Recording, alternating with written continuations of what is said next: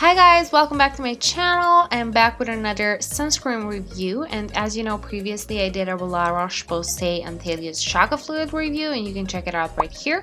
And today I'm reviewing this super cheap sunscreen for you guys. This is a drugstore sunscreen. SUNDANCE is the brand. So this is SUNDANCE Matte Sun Fluid SPF 30, and it has the claims that it is mattifying, non-greasy, non-comedogenic, and also provides you with UVA and UVB protection. Okay, so let's start right away with ingredients.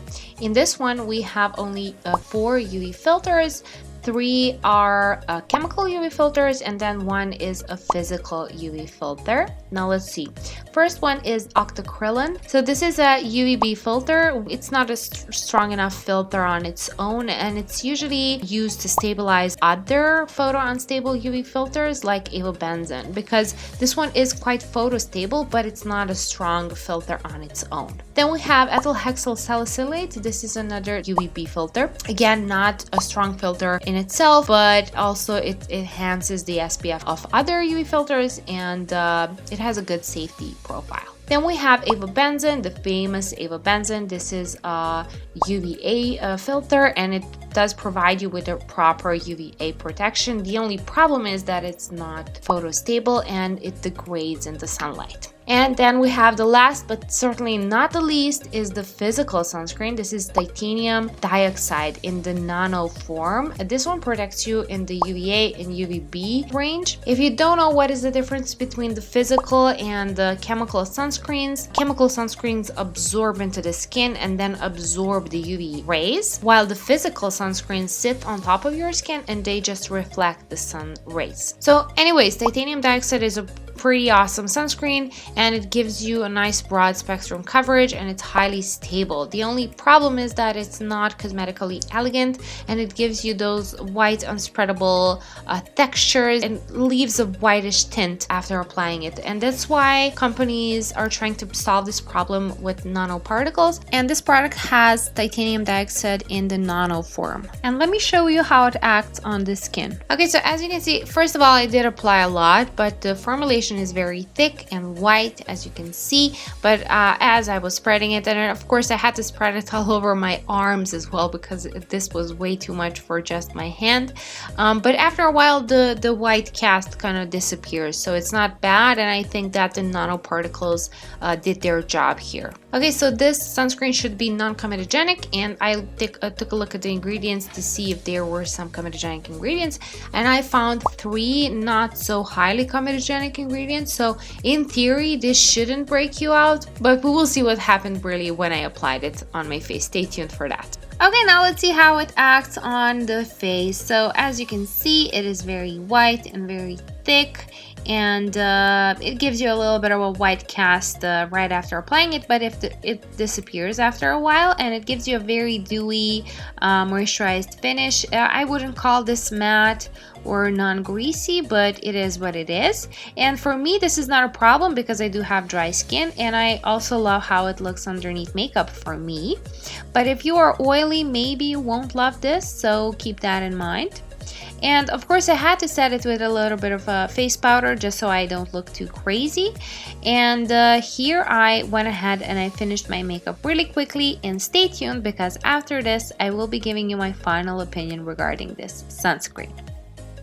Just in case you're new to this channel, let me just introduce myself really quickly. My name is Dani, and I am a pharmacist specialized in cosmetology, and that's why I make these fun, informative videos in which I analyze ingredients of makeup and cosmetic products, mainly skincare though. So if you're interested in this kind of content, please subscribe and click the notification bell so you don't miss out on my future uploads. Thank you so much.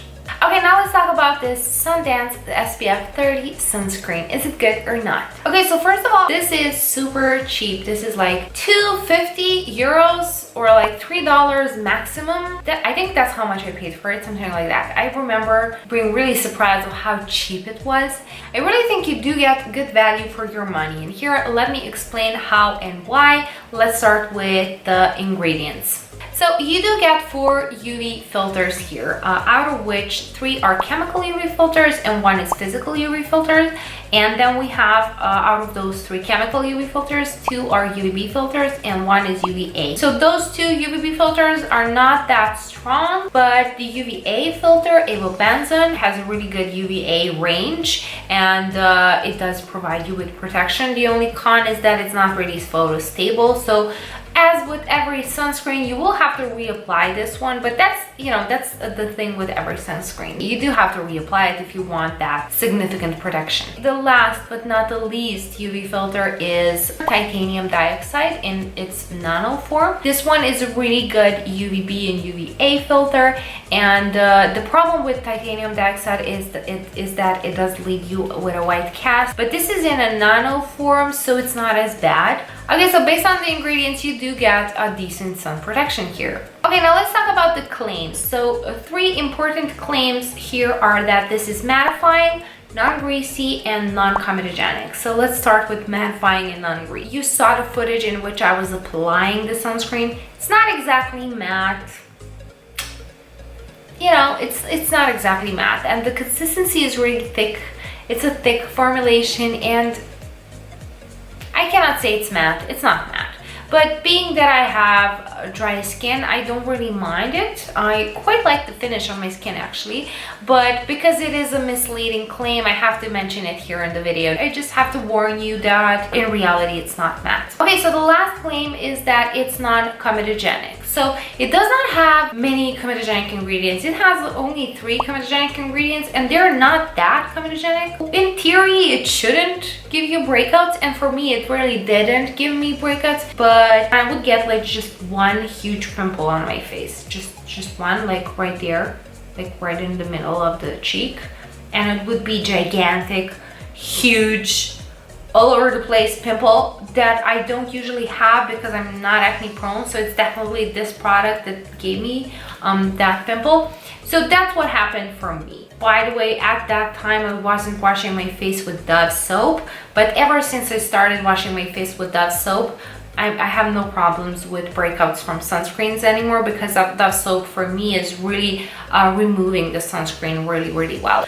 If you haven't watched that video, you can check it out right here, Dove soap review. So if you remove it properly in the evening, I don't think that you will have any problems with breakouts. Okay, how it performs underneath makeup. So for me, again, it performs well underneath makeup. You know, I have dry skin. Anything that makes my skin dewy and moisturized works well underneath makeup for me. But if you want something lighter, something more lightweight on your skin, and that still gives you some protection, then La Roche-Posay is maybe a better option, but this isn't the same price range. This one is more expensive. And another thing that I have to mention about this product is that it does have perfume.